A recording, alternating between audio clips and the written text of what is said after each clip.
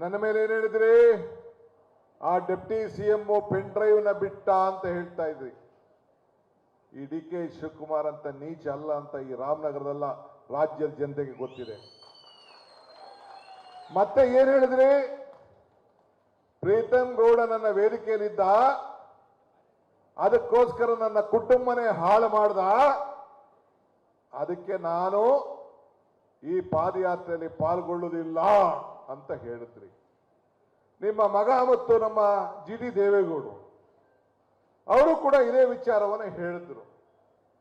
ನೀವು ಹೇಳಿದ್ರಿ ನನಗೂ ಪ್ರಜ್ವಲ್ ರೇವಣ್ಣಗೂ ಸಂಬಂಧ ಇಲ್ಲ, ನನಗೂ ರೇವಣ್ಣ ಕುಟುಂಬಕ್ಕೂ ಸಂಬಂಧ ಇಲ್ಲ, ಅವ್ರ ಕುಟುಂಬನೇ ಬೇರೆ, ನಿಮ್ಮ ಕುಟುಂಬನೇ ಬೇರೆ. ಹೇಳಿದ್ರು ಇಲ್ಲೋ? ಹೇಳಿದ್ರನೇ? ಹೇಳಿದ್ರು. ಈಗ ಎಲ್ಲೋಯ್ತು ಆ ಕರೆ? ನಿಮ್ಮನ್ನು ನಾನು ಬೇರೆ ಮಾಡೋದು ನಂಗೆ ಇಷ್ಟ ಇಲ್ಲ, ನೀವು ಒಗ್ಗಟ್ಟಾಗಿರಬೇಕು.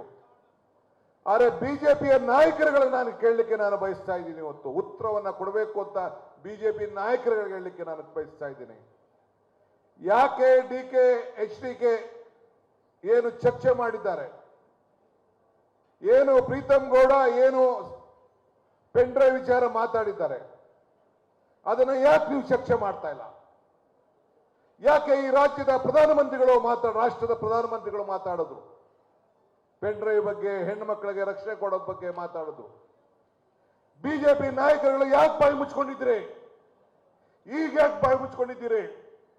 ನಿಮ್ಮ ಪಾದಯಾತ್ರೆಯಲ್ಲಿ ಬಂದಂತ ದೃಶ್ಯಗಳು, ಘಟನೆಗಳು ಎಲ್ಲ ಕೂಡ ಬಿಚ್ಚಿ ಬಿಚ್ಚಿ ಬಿಚ್ಚಿ ಚರ್ಚೆ ಮಾಡಿ ಈ ರಾಜ್ಯದ ಜನತೆಗೆ ಹೇಳಬೇಕು ಅಂತೇಳಿ ನಾನು ಜನತಾದಳ ಮತ್ತು ಬಿಜೆಪಿಯವರು ಇಬ್ಬರದ್ದು ಕೂಡ ನಮ್ರತೆಯಿಂದ ಮನವಿಯನ್ನು ನಾನು ಮಾಡ್ತಾ ಇದ್ದೇನೆ. ಹೋರಾಟವನ್ನು ಮಾಡಬೇಕು ಅಂತಿದ್ದೀರಿ.